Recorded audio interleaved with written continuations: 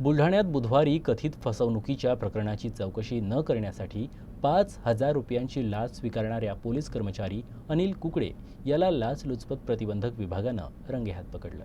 काल दिनांक 16/4/2025 रोजी तक्रारदार यांच्याकडून आम्हाला अशी तक्रार प्राप्त झाली की त्यांनी त्यांच्या आर्थिक व्यवहारामध्ये फसवणूक झाल्याबाबतचा तक्रारी अर्ज बुलढाणा शहर पोलीस स्टेशन येथे प्राप्त होता। सदर अर्जाच्या चौकशीमध्ये हवालदार अनिल कुकडे यांनी फसवणुकीचा गुन्हा दाखल करण्यासाठी 19,000 रुपये लाचची मागणी केल्याबाबतचा तक्रार प्राप्त झाली। त्या तक्रारीनुसार आम्ही पडताळणी केली असता शासकीय पंचासमक्ष आरोपी लोकसेवक हवालदार अनिल कुकडे यांनी प्रथमतः 20,000 रुपये लाचेची मागणी करून तडजोडी अंती 10,000 रुपये लाचेची मागणी केली आणि त्यातील 5,000 रुपये हप्ता काल दिनांक 16/4/2025 रोजी स्वीकारण्यास संमती दर्शवल्याने सदरबाबत खात्री झाल्यानंतर आम्ही सापळा कारवाई रचली।